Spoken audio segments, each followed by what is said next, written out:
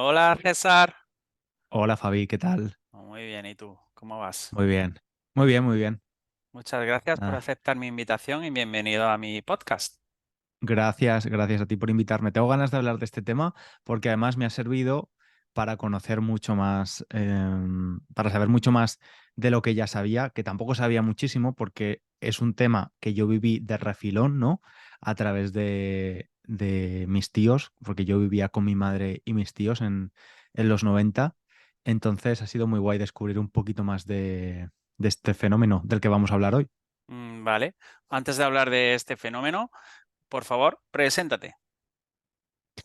Pues soy César. En internet el nombre de mi proyecto es Spanish Language Coach y enseño español como tú a estudiantes del mundo a través especialmente de podcast. Ahora tengo tres podcasts para tres niveles diferentes y un poco la idea, hace poco decidimos que el tagline o la filosofía del proyecto fuera que todo lo que hagamos sea más allá de aprender español, ¿no? El tagline es Beyond Learning Spanish, porque un poco esta es la idea, que puedas aprender español con nuestro contenido, pero que además al mismo tiempo puedas aprender cosas interesantes si eres una persona curiosa, no, no solo sobre la cultura de España o del mundo hispano, sino de otras cosas que nos afectan a todos independientemente de dónde vivas. Ujú. Y cuéntanos un poco de dónde eres, dónde vives. Soy de Valencia, que es la tercera ciudad de España.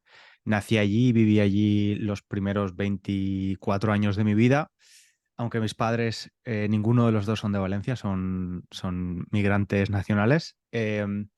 Y desde hace 10 años vivo en Londres. Vine Ujú. aquí para hacer mi último año de universidad con una beca, la beca Erasmus, que es un programa de intercambio de estudiantes de la Unión Europea y pues ya me quedé. Excepto un par de años que volví a España, pues he estado por aquí. Ujú. ¿Y de qué vamos a hablar? De la ruta del bacalao. De la ruta del bacalao. Bueno, primero, Ujú. la palabra bacalao. ¿Qué significa bacalao? Pues imagino que hasta los años 80 era solo el pescado, ¿no? Em, Hay una receta española muy típica creo que es bacalao al pil pil, ¿no? Ujú. Una receta vasca, creo. Sí. No estoy muy seguro. Y de este fenómeno del que vamos a hablar, que es la ruta del bacalao, es un fenómeno cultural, social, que toca, o sea, dentro de la ruta del bacalao, si fuera un paraguas, dentro podemos meter un montón desde el aspecto cultural, de estética, de música, social, por el cambio social que estaba pasando España en ese momento, ¿no? Porque la dictadura franquista termina en los 70, entonces los 80, que es cuando empieza este fenómeno social y cultural, pues es un momento un poco es como la adolescencia de España, donde empieza a descubrir quién es y especialmente la gente joven, pues tiene mucha ansia de libertad y se estaba un poco construyendo cuál era la nueva identidad de la España democrática. Ujú. Y entonces es un fenómeno muy interesante y se llama Ruta del Bacalao. Hay dos, realmente ninguna de las dos teorías está confirmada. La primera teoría es porque en esa época se usaba mucho la expresión cuando algo era bueno, era guay, decías que eso era bacalao de Bilbao, Ujú. ¿vale? Entonces, la nueva música que llegó con este fenómeno cultural era música tecno y pues se decía que la música tecno, que era algo nuevo para los españoles, era bacalao de Bilbao. Entonces, esta es una de las razones por las que se piensa que a este género musical se le llama bacalao en España, pero con la K, se le cambió la C por la K. Y luego hay otra teoría que dice que los primeros discos o vinilos que llegaban a España eran obviamente importados porque ese tipo de música no se producía en España y para pagar menos impuestos se le ponía la etiqueta a esos discos de que era pescado, que era alimentos para pagar menos impuestos en las aduanas. Entonces, no sé cuál es la teoría real o si las dos son leyendas urbanas, pero es lo que he podido encontrar. Las dos me Yo, gustan. yo creo que sería más bien la primera opción, ¿no? Puede No ser tengo ni idea. que también a través de una expresión eso se Mm, generalice, ¿no? Y sí. lo etiqueten así, ¿no? Sí. Y bueno, ¿qué era exactamente esto de la ruta de bacalao? Pues imagino que se fue formando poco a poco, pero ya es un fenómeno que dura desde aproximadamente principios de los 80 hasta hasta mediados de los 90.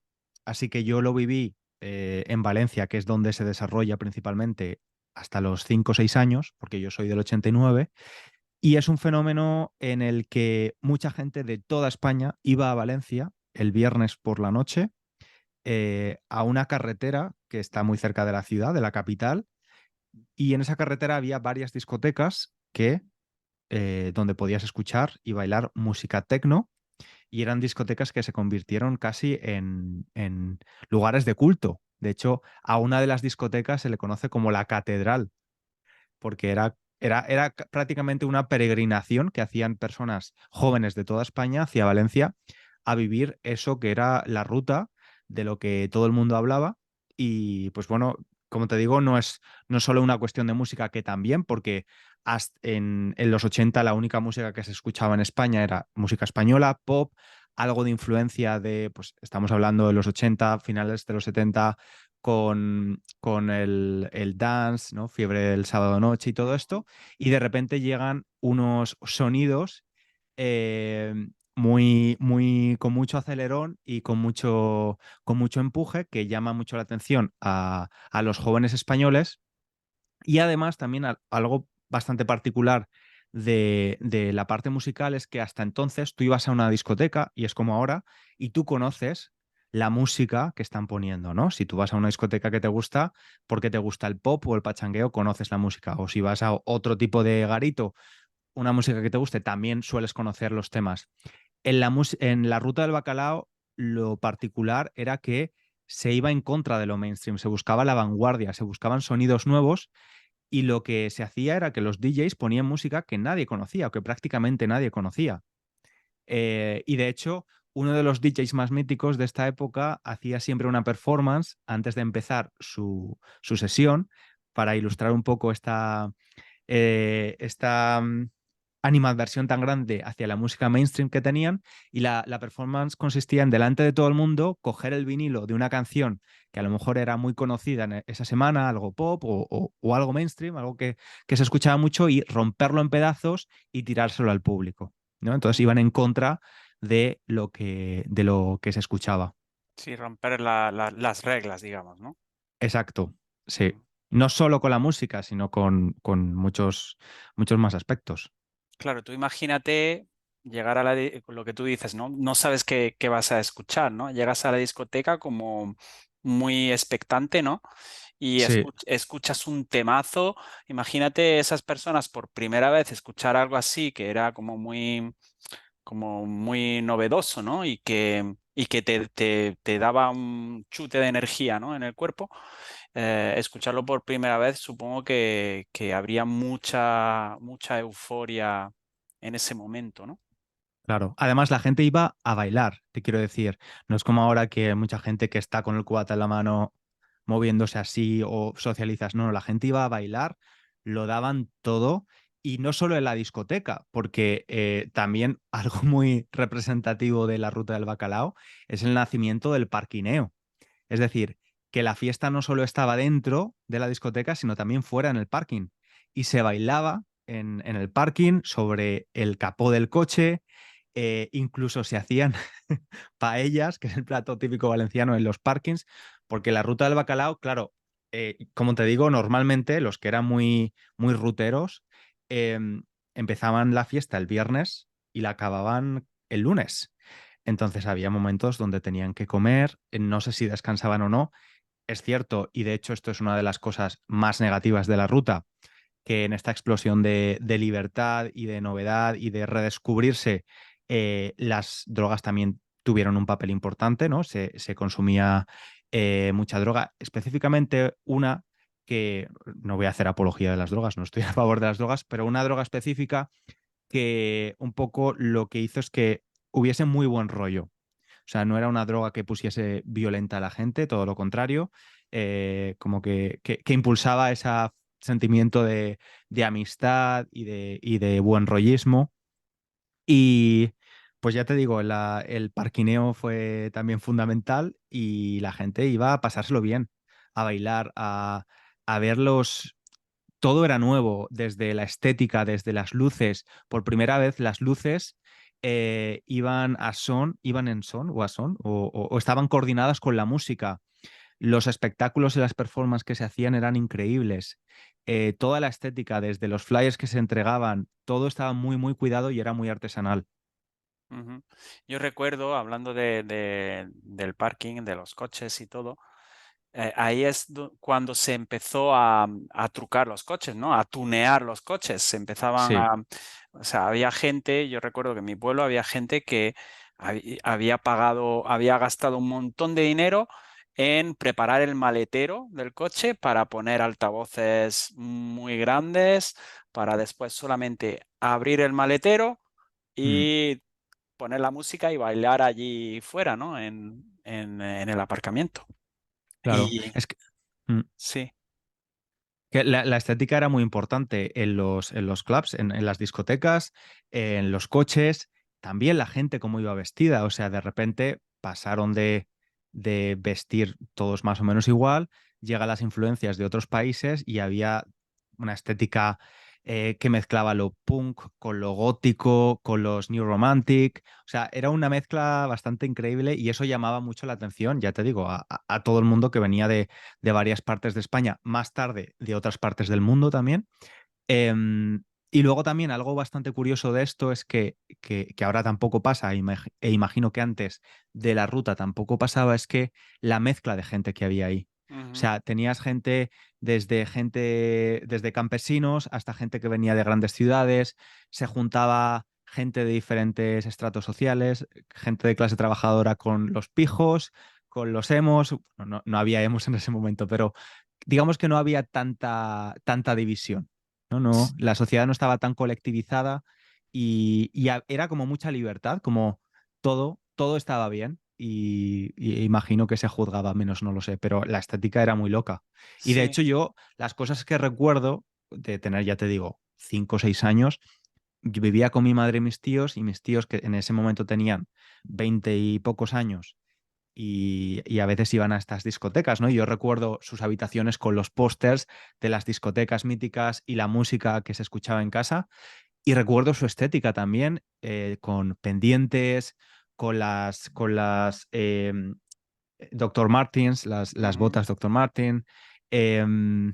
No sé, una estética bastante potente. Sí, había otras que llevaban como sudaderas, ¿no? O camisetas así un poco de colores y los típicos pantalones ochenteros, ¿no? Sí. Y otros iban con gorra también. Ujú, Eso era muy, muy de bacalaero, ¿no? Bueno, ujú. bacalaera era la gente que escuchaba bacalao. Y bueno, ¿cuál es la razón de por qué Valencia tomó esta importancia? ¿Por qué la ruta surgió ahí en Valencia? Pues a ver, al parecer el origen del DJ, como lo conocemos ahora, en España, una de las razones que se piensa que Valencia fue el germen de esto fue porque en Valencia tenemos las fallas, que ya sé que has hablado de ellas aquí, son las fiestas populares de Valencia, y durante la semana de fallas, cada asociación, que se llama Casal en Valencia, tiene pues, sus propias fiestas y al parecer en Valencia fueron los primeros DJs fueron a pinchar a estas asociaciones durante la semana de fallas. Las fallas tradicionalmente es un evento religioso, pero también es muy festero, porque en los genes de los valencianos la fiesta está muy presente. Entonces es posible que de ahí, ¿no? de ese espíritu festivo, que eso hiciera que las discotecas fueran como un poco una extensión de eso y los DJs valencianos fueron los primeros en traer esa música de fuera y eso hizo atraer a otras personas de España y luego del mundo. Sí, también es verdad que el boca a boca funcionaba muy bien. Yo yo tenía pues quizá 12, 14 años y sí que se escuchaba eso, sobre todo los hermanos mayores de mis amigos, ¿no? Que decían, ¡wow! La ruta del bacalao, hay que ir allí a Valencia. Y claro, decía nombres de discotecas que también podremos nombrar algunas, como por ejemplo Barraca, ¿no? Ujú. Sí, ¿Cuál más? Chocolate. Chocolate, Puzzle, Nod, que además la particularidad, como te digo, es que la mayoría de estas discotecas estaban cerca de una carretera, a lo largo de una carretera, entonces podías ir de discoteca en discoteca y estaban pues muy cerca del mar y estaban algunas metidas entre secarrales de arroz, porque en esa Ujú. zona de Valencia se cultiva arroz. Entonces la localización era bastante curiosa también. Sí que es verdad, había como un radio de 30 kilómetros en donde había diferentes discotecas y no tenía que ser tampoco una discoteca de una ciudad, sino que podría ser una nave industrial adaptada de un pueblo, por ejemplo, ¿no? Y, Sí, y recibir ahí, o sea, tenía mucho espacio también para los aparcamientos, ¿no? claro, sí, porque imagino que ese tipo de fenómeno, especialmente con lo que hemos hablado del parquineo, no hubiera sido posible en una gran ciudad. Mm, Claro, estas discotecas estaban súper aisladas de todo. Estabas en mitad de un arrozal, de un secadero de arroz. Entonces era posible pues estar ahí horas y horas sin molestar a nadie, ¿no? ujú. Y sí, Y claro que al final el horario iba mucho más allá de la noche, ¿no? Sino que había, durante todo el día estaba la discoteca prácticamente abierta. Y claro, es la, que no había regulación, no había claro. regulación, solo empezaron a regularlo y tenían que, por una cuestión de salubridad, imagino, cada, cada 24 horas tenían que cerrar la discoteca durante 2 horas porque normalmente se hacía alrededor de las 5 o 6 de la mañana y luego la volvían a abrir a las 7 de la mañana. Entonces, a lo mejor a las 5 o 6 de la mañana se aprovechaba, se hacían la paella, comían algo o descansaban y luego volvían. Y esto llamaba mucho la atención porque grupos muy importantes españoles e internacionales, que esto es otra cosa interesante de las discotecas de esta época, es que había música en directo, también actuaciones en directo, y no hacían el concierto a las 10 de la noche como se hacen normalmente en los conciertos, lo hacían a las 7 de la mañana de un Ujú. domingo, Sí, sí. ¿no? Y flipaban, claro, decían, pero esta gente. Claro, es que eso iba mucho más allá del tecno, ¿no? Al final Sí, o sea, fue un movimiento tan famoso que muchos grupos de rock o de otros géneros querían actuar en esas sí, discotecas. claro. Y de hecho, al parecer, parte de esto que comentas fue parte del principio del declive, ¿no? Cuando se hace tan popular que ya viene gente de todo el mundo quiere meter mano, todo el mundo quiere rentabilizar eh, y ser parte de la ruta del bacalao. Empiezan a aparecer discotecas, cada vez se va extendiendo más el trayecto de lo que es la ruta del bacalao y ya empiezan a aparecer discotecas en Albacete, ¿no? Que es otra provincia. Y esto sumado a que la gente empieza a querer saber lo que va a escuchar, ¿no? Empieza un poco a matar la magia de lo que venía siendo la ruta del bacalao, que era descubrir cosas nuevas, la vanguardia. También, posiblemente otra de las razones del deterioro o el principio del declive del fenómeno es porque los empresarios, los dueños de las discotecas quieren sacar más rentabilidad a toda esta gente que viene y se empieza a hacer recortes en costes como la parte más estética de los espectáculos, los flyers. Es que al principio tú entrabas a la discoteca y te regalaban de todo, te regalaban camisetas diseñadas para esa noche, el espectáculo, las luces, los bailarines, la ropa que llevaban en las producciones, las performances, era increíble. Entonces, claro, se empieza un poco a borrar lo que realmente es la ruta y se hace todo un poquito más homogéneo y también muchos lugares, porque he leído que en Andalucía hubo una especie de ruta también diferente en los 90. Entonces imagino que viendo que es rentable, pues se intenta un poco, todo el mundo intentaba capitalizarlo. Es verdad, como querían un poco replicar Ujú. eso, pero algo más cerca, ¿no? Porque es Claro, verdad que para nosotros Valencia pues está como a 4 o 5 horas, ¿no? Y claro, pues si pierdes 4 o 5 horas en ir y en volver, y si solo tienes un fin de semana, que no era tampoco el caso de muchos, porque había mucha gente que o era estudiante o no trabajaba y se iba la semana entera, ¿no? Ujú, Pues sí que me suena también sí, sí me suena haber oído otros nombres de discotecas un poco más cercanas, ¿no? Lo que tú dices de la publicidad, sí que me acuerdo de haber visto coches con la pegatina, la típica pegatina que tiene solamente el nombre, ¿no? ujú, Que se pega en la luna trasera del coche, o también en la parte trasera. Las pegatinas de las discotecas sí que las recuerdo. Y lo que tú dices también de un póster o algo, o simplemente el cartel del fin de semana, ujú, sí que lo recuerdo de verlo en alguna habitación como un recuerdo, ¿no?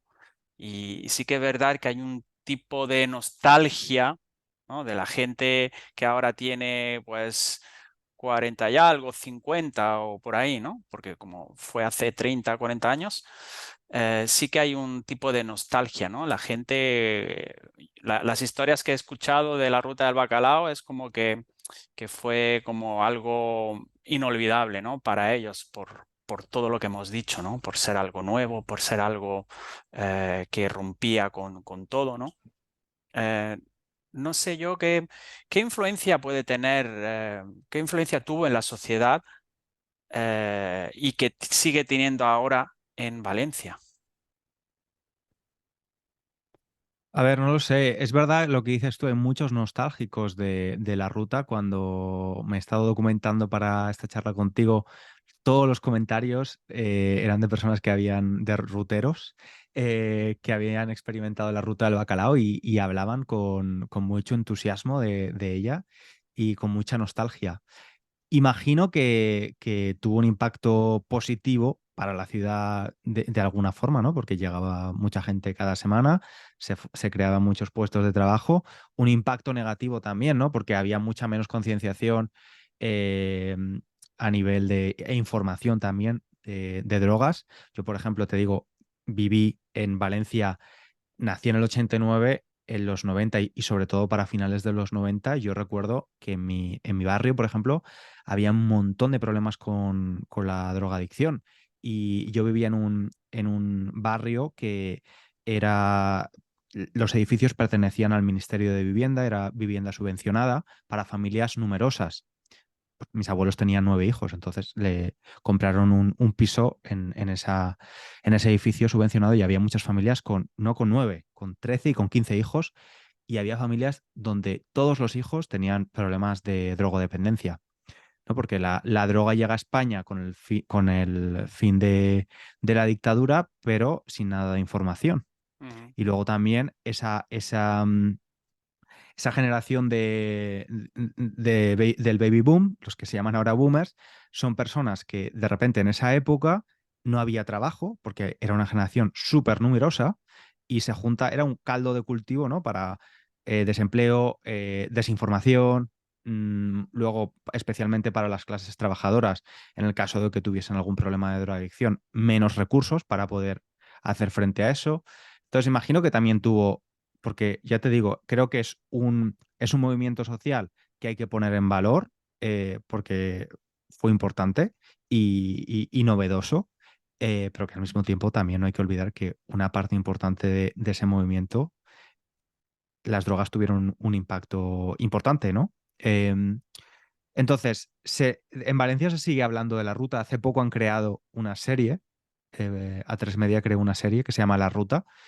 Y imagino que sí que tiene para los amantes de la música de este género, imagino que sí que tuvo un impacto importante, porque fue la primera llegada de este tipo de música a España. Y también en los comentarios que te digo de los vídeos que he visto, también había mucha gente joven que, que tenía, que les gustaba mucho este fenómeno y que les gustaba ver contenido de este tipo, ¿no? Porque lo estaban viviendo de prestado, pero que se inspiraban o que les gustaba ese tipo de música. Mm, Sí, aquí en Almería hubo hace poco también como digamos, una noche Remember, ¿no? Donde ponían los temas más escuchados de la ruta del bacalao. Y sí. claro, una figura muy importante que todo el mundo conoce es el DJ Chimo Bayo, ¿no? Ujú. Que creo que para mí, bueno, es a mí no me gusta el techno, pero sí es verdad que he tenido que escuchar, al final, si sales tienes que escuchar este tipo de música en algún momento. Y la canción de Chimo Bayo, la de Ecstasy, no, esa sí que es súper famosa, ¿no? Y que la gente conoce. No sé si Claro. conoces algún DJ más así importante. No, no, de hecho, lo de Chimo Bayo es muy interesante porque esa canción ya va siendo para el final de la ruta, ¿no? Cuando empieza el declive y se hace mainstream. O sea, una canción de la ruta que era todo lo contrario a lo mainstream se empieza a hacer mainstream. Y empieza a actuar en la televisión española y todo el mundo conoce esa canción. Yo recuerdo bailar esa canción cuando era pequeño y hasta hace poco yo no me había dado cuenta del juego de palabras, ¿no? Que Ujú, habla de una pastilla de éxtasis. Dice, éxtasis, éxta no, esta me gusta, me la como yo. Es la sí, letra de la canción. sí. Em, entonces, por lo que he podido entender, Chimo Bayo es el DJ más mainstream, el que todo el mundo conoce, pero no fue el más importante a nivel de la ruta o de promover la ruta. Pero imagino que, como te digo, los más entendidos en la ruta conocerán estos nombres. En Valencia también todavía hay muchas sesiones de Remember the Music con sesiones específicas de música de la ruta. Y luego también algo muy interesante de la música, yo escucho, para ir al gimnasio, yo recomiendo que la gente busque listas de reproducción, playlists de Ruta del Bacalao, porque tú te pones una de estas playlists, te pones un poco a correr en la cinta y te tiras una hora corriendo a 12 kilómetros por hora, porque es música muy cañera. Sí. Y había grupos valencianos, que esto es súper interesante, grupos valencianos cantando en inglés con un acento y una producción eh, bastante mejorable, pero que hacen un musicón increíble. Hacían. Ujú. Sí, Sí, es sí. verdad que te pones esa música y vas a tope, vamos. Claro. Levantas todo el peso posible. Sí. Pues no sé, si quieres añadir algo más al tema. No, yo creo que lo hemos cubierto todo. Sí, ha sido Sí. hemos hablado un poquito de todo. Pues bueno, César, ¿y dónde pueden encontrarte? Pues si van a mi página web, SpanishLanguageCoach.com, ahí podrán ver mis 3 podcasts de diferentes niveles, donde pueden, además de escucharlo, leer la transcripción, usar las flashcards para esas palabras que no conocen, mi canal de YouTube o en Instagram también, Spanish Language Coach, donde quieran. Muy bien, perfecto. Pues nada, a ver si nos vemos un día, César, y nos bailamos un temita de bacalao. Muy bien, nos vamos al parking. Y nada, muchas gracias. Y Gracias a ti, nada, Fabi. espero verte pronto. Así que Un hasta abrazo. pronto. Un Chao, chao. abrazo. Chao.